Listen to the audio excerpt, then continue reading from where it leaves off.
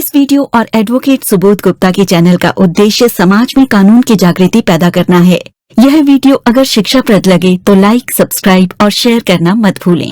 जय हिंद। हमारे संविधान में और न्याय प्रणाली ने और कानून के निर्माताओं ने महिलाओं के अधिकारों की सुरक्षा करने के लिए, उनके सम्मान की सुरक्षा करने के लिए अनेक तरह के कानून बनाए हैं जो कि उनको फेवर करते हैं, और ये जरूरी भी है। अब समस्या तब पैदा हो जाती है जब कुछ धूर्त लोग, कुछ बेशरम लोग मकान मालिक को, लैंडलॉर्ड को धमकाने के लिए, उसकी प्रॉपर्टी हथियाने के लिए इन धाराओं का सहारा लेते हैं।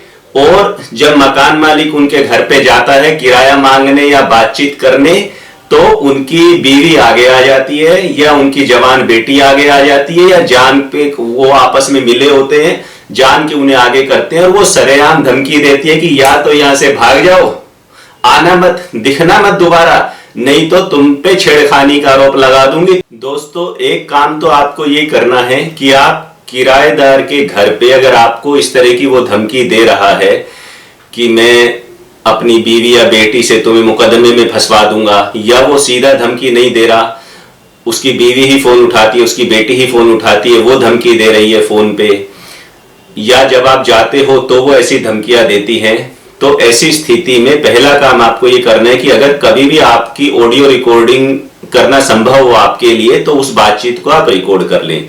अगर व्हाट्सएप कॉल भी आ रही है तो दूसरे फोन को बराबर में रखें, स्पीकर ऑन करके बात करें, तो उस स्पीकर से जो आवाज निकलेगी वो दूसरे फोन में रिकॉर्ड हो जाएगी। इस तरह व्हाट्सएप कॉल भी रिकॉर्ड हो सकती है।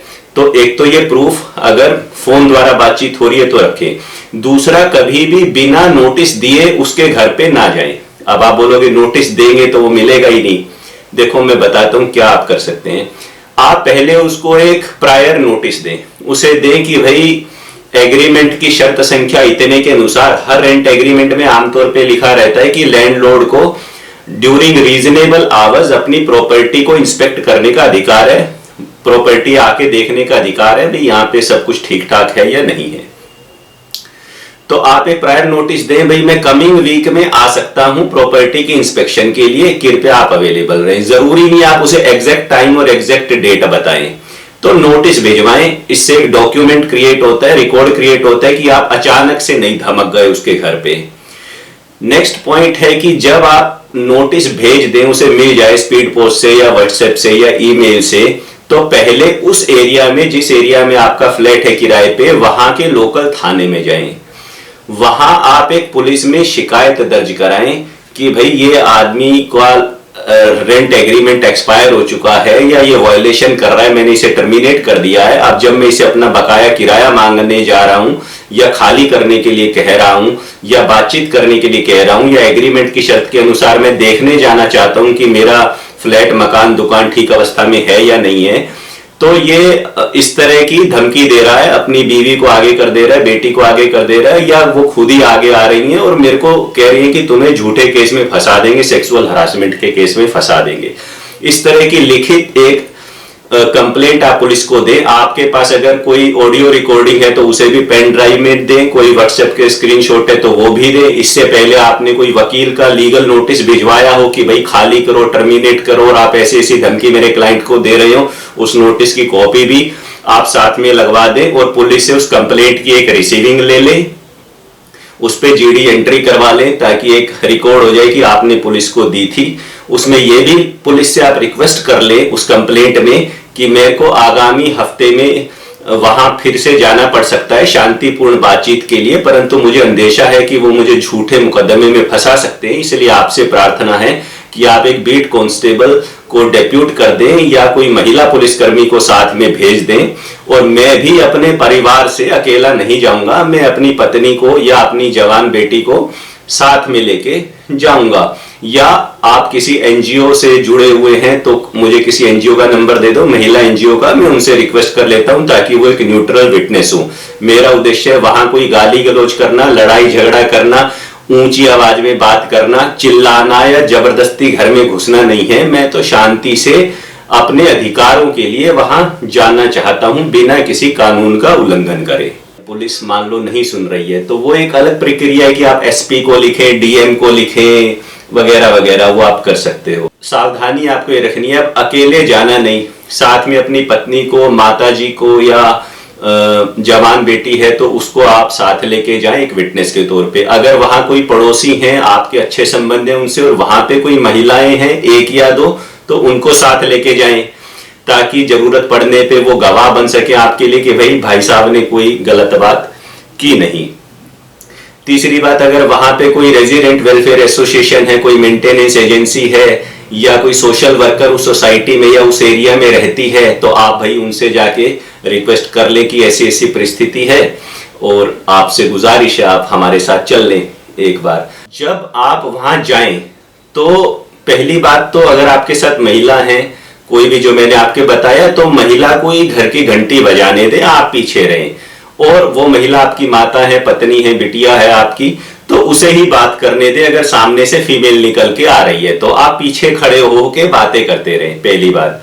दूसरी बात, भाई साहब अंदर जाने से पहले, घंटी बजाने से पहले चुपचाप अपना वीडियो रिकॉर्डिंग ऑन कर लेना।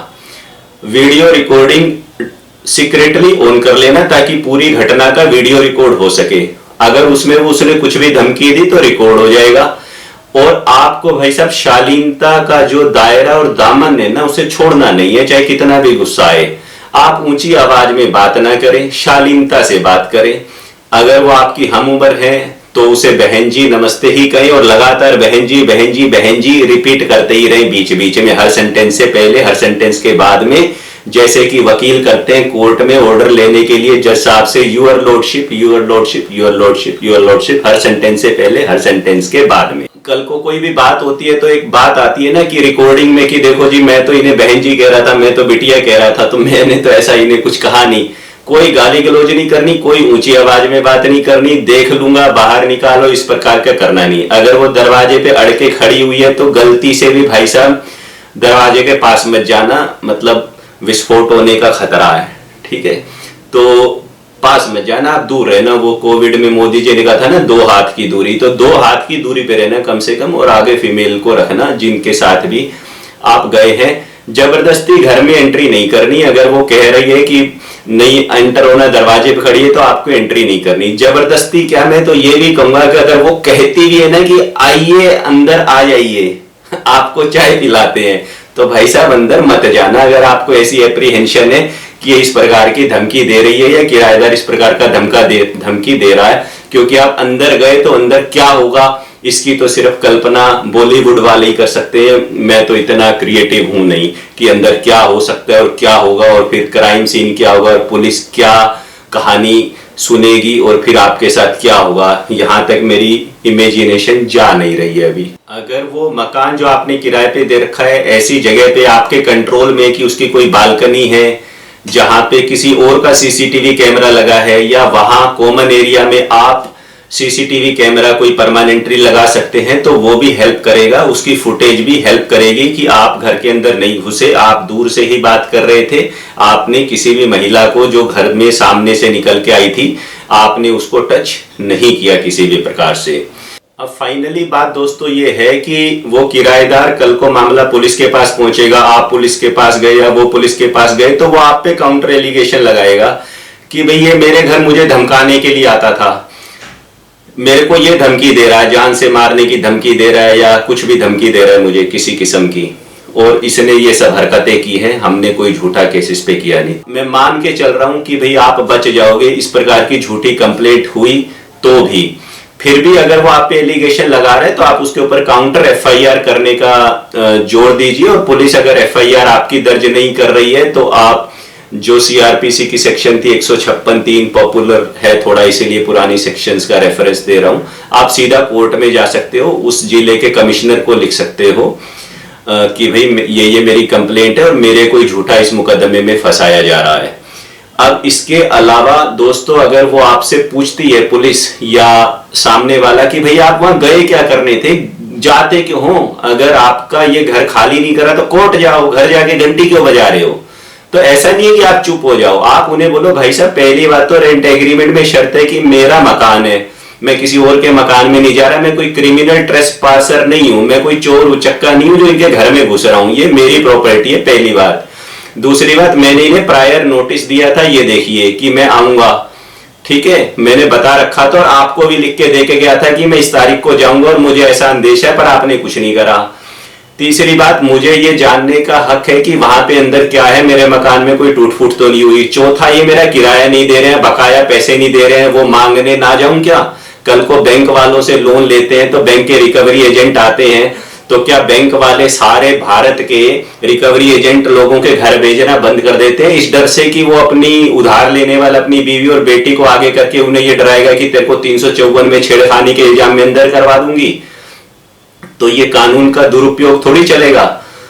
तो मेरा अधिकार है अपना बकाया पैसा मांगना, मेरा अधिकार है अपने घर का कब्जा इनसे मांगना, मेरा अधिकार है ये देखना कि मेरे मकान के अंदर कोई गलत धंधा गलत काम तो नहीं हो रहा जब ये इस प्रकार के लोग हैं। तो मैंने कोई गैर कानूनी काम नहीं किया, फिर भी बहुत ही खतरा हो गया, कोई कंप्लेंट वंप्लेंट हो गई और पुलिस आपकी सुनती हुई दिखाई नहीं दे रही, किराएदार या उसकी पत्नी या बेटी भाई इतने दबंग लोग हैं कि पुलिस पे भी हावी हो रहे हैं, तो फिर आप न्यायालय की शरण में जाना, कोर्ट की शरण में जाना, फिर आप अग्रिम जमानत के लिए अप्लाई आपको करना पड़ेगा, एंटीसिपेटरी बेल लेने का आप प्रयास करना और उनके ऊपर एविक्शन के मुकदमे डालना। यह वीडियो ना तो कोई विज्ञापन है और ना ही प्रत्यक्ष या अप्रत्यक्ष रूप से कोई आमंत्रण।